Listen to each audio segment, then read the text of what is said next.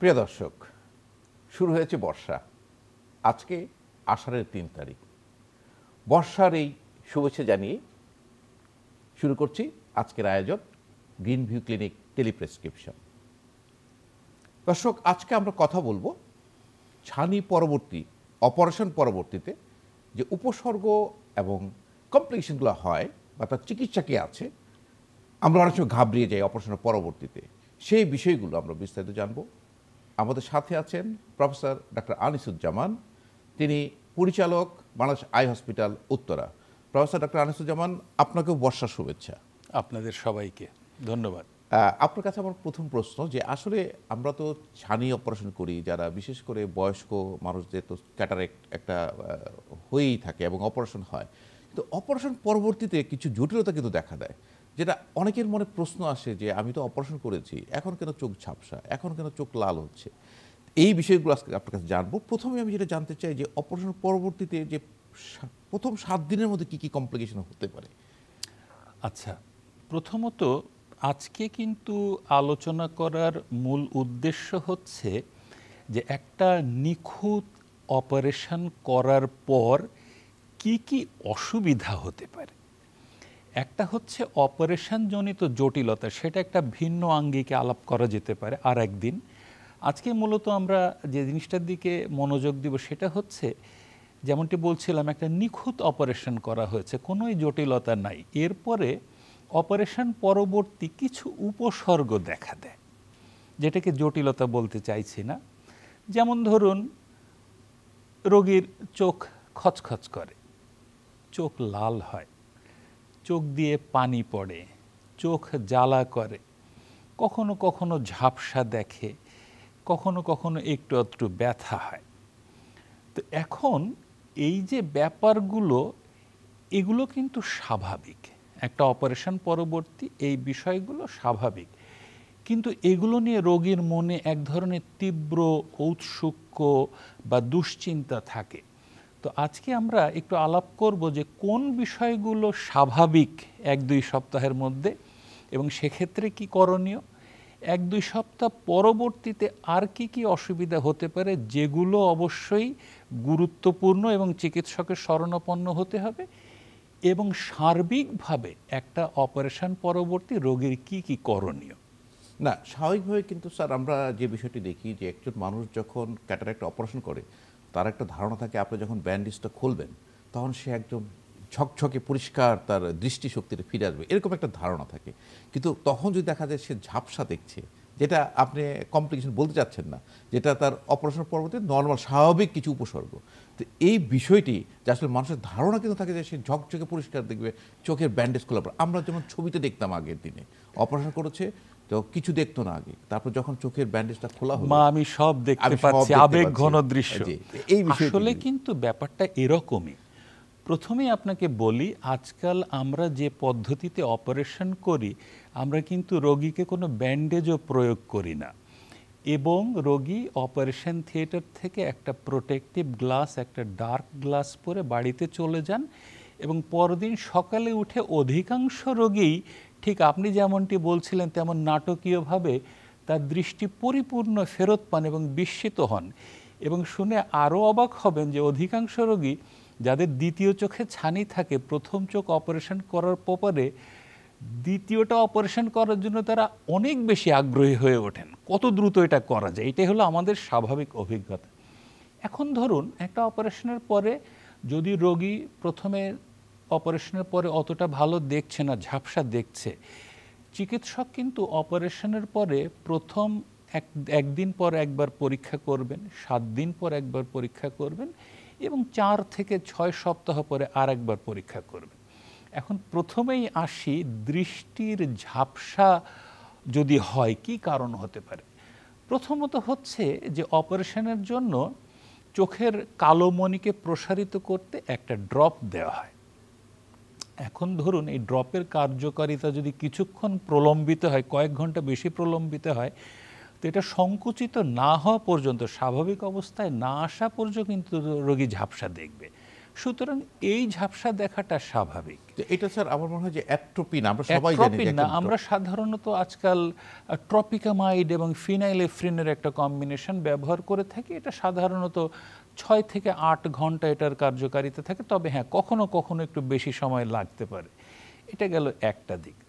তারপর ধরুন এই যে একটা অপারেশন করার জন্য চোখের কালো মণি এবং সাদা অংশে দুটো ছোট ছোট ছিদ্র করতে হয়, কাটাছেঁড়া করা হয় না, কিন্তু একটা 2 মিলিমিটার আর একটা 1 মিলিমিটার বা তার চাইতে ছোট দুটো ছিদ্র করতে হয়।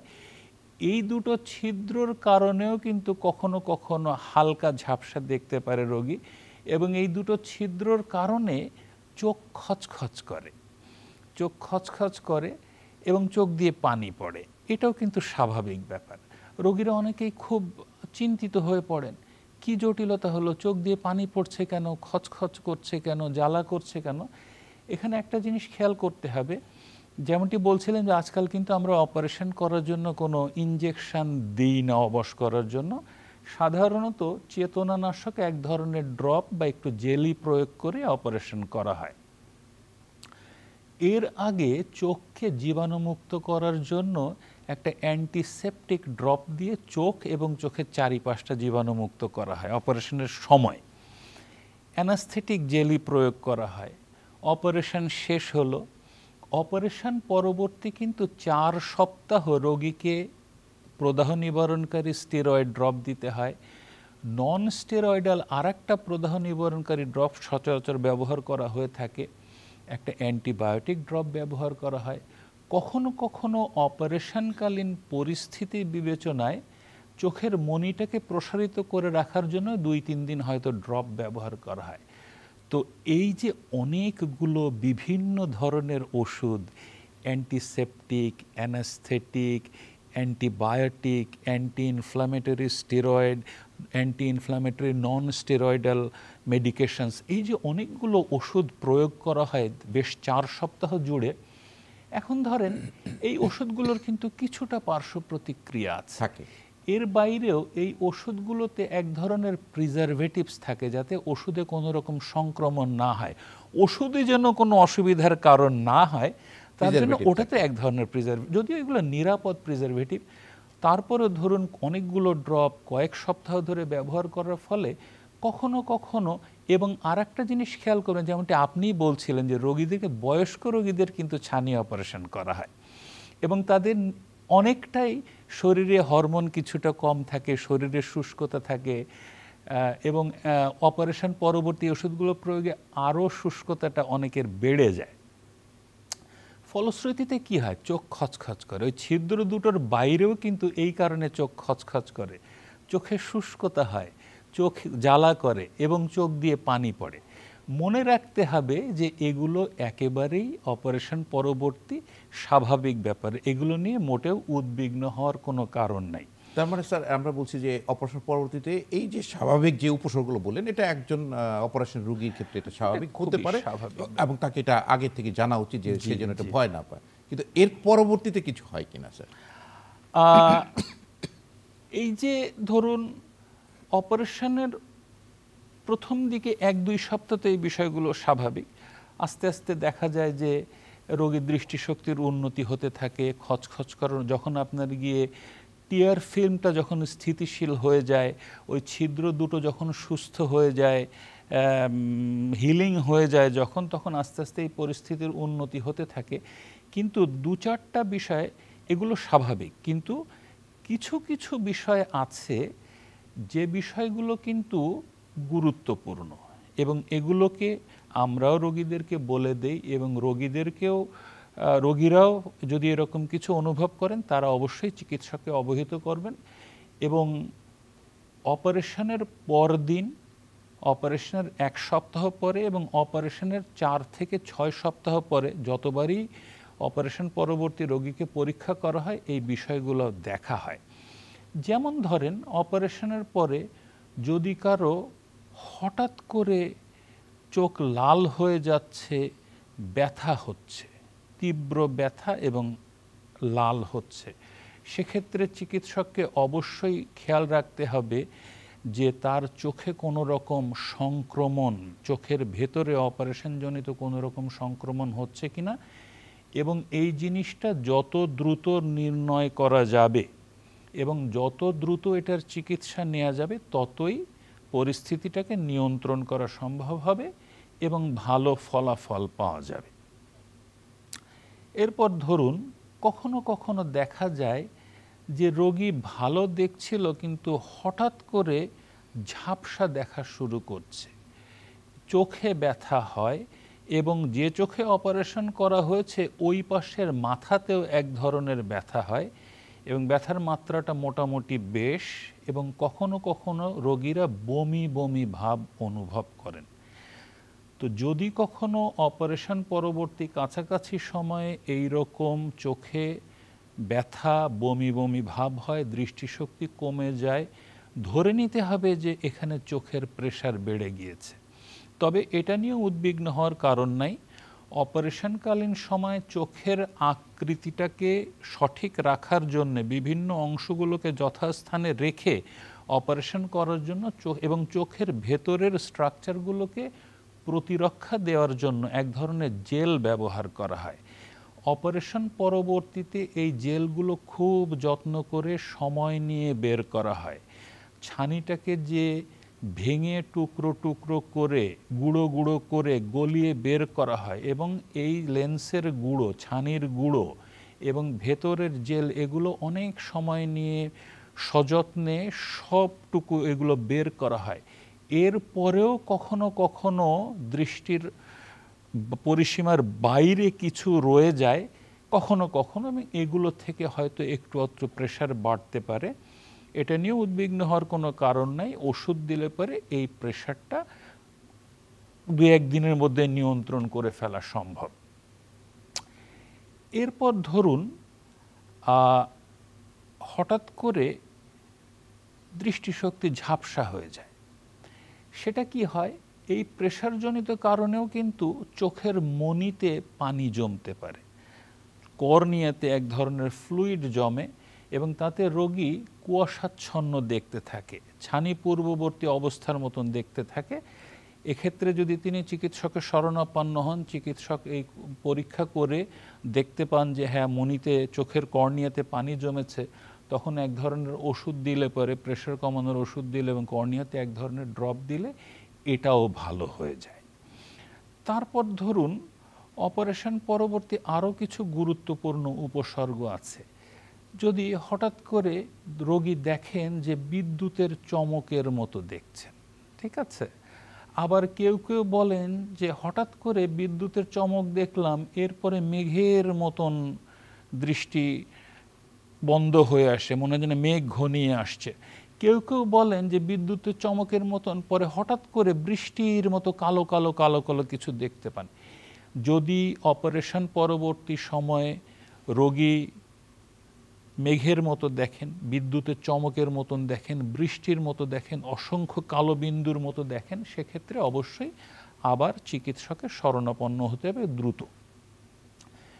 এটা যদিও খুব রেয়ার, কিন্তু অপারেশন পরবর্তী যাদের হাই মাইনাস পাওয়ারের সমস্যা থাকে বা অন্য রেটিনার সমস্যা থাকে বা ডায়াবেটিসজনিত রেটিনার সমস্যা থাকে, অপারেশন পরবর্তী কোনো কোনো রোগীর ক্ষেত্রে চোখের মাঝে রক্তক্ষরণ হয়, রেটিনার স্থানচ্যুতি, যেটাকে আমরা রেটিনাল ডিট্যাচমেন্ট বলে থাকি, এটা হয়।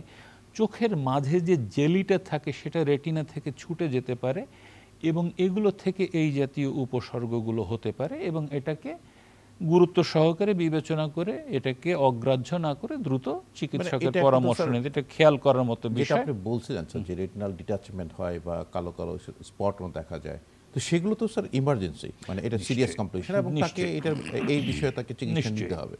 স্যার এই প্রসঙ্গে আমি আসবো। এর ছাড়াও স্যার এটা তো বললেন আপনি স্যার 7 দিন বা 15 দিনের সমস্যার মানে যে উপসর্গগুলো আসে, স্যার লং রানে অপারেশন করেছে, পরবর্তীতে তার কোনো ধরনের এই উপসর্গ বা কোনো কমপ্লিকেশন হতে পারে কিনা? অনেকে বলে থাকেন অপারেশনের পরে একটু কম দেখছে, যেমনটি এক্সপেকটেশন ছিল বা অপারেশনের ঠিক পরপর যেমনটি স্বচ্ছ দেখতাম, এখন হয়তো অতটা ভালো দেখছি না, একটু কম দেখছি। অপারেশনের পরবর্তীতে যখন চোখের মণি প্রদাহজনিত কারণে সংকুচিত থাকে, তখন কিন্তু অনেকটা ভালো দেখা যায়। যখন মনি আবার একটু প্রসারিত হয় তখন কেউ কেউ হয়তো সামান্য ঝাপসা দেখতে পারেন। আবার ধরুন অপারেশনের জন্য চোখে যে দুটো প্রবেশদ্বার করা হয় এটাতে কিন্তু কর্নিয়ার কিছুটা বক্রতা ক্ষুণ্ণ হয় এবং তার থেকেও কেউ সামান্য ঝাপসা দেখতে পারেন। এটা ব্যাপারটা কিছুই নয়, এটা জাস্ট একটা 6 সপ্তাহ পরে, হ্যাঁ, অপারেশন পরবর্তী 6 সপ্তাহের মধ্যে চোখের সুস্থতা প্রায়, অর্থাৎ কিনা পাওয়ারের স্থিতিশীলতা 90% অর্জিত হয়ে যায় প্রথম 6 সপ্তাহের মধ্যে। বাকি 10% পরবর্তী আরও 4.5 মাস আর 6 মাসের মধ্যে এটা স্থিতিশীল হয়ে যায়।